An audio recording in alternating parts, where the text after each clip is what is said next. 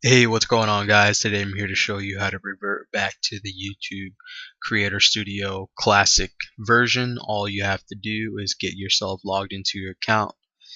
In the upper right hand corner, make your way to the beta YouTube Studio.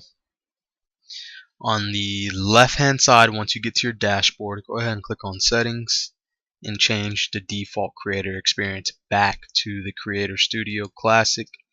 Go ahead and hit save. It'll ask you for some basic feedback. Just select the most random one, hit submit, and then click on Creator Studio Classic again here, and you should be reverted back to the classic YouTube creator experience.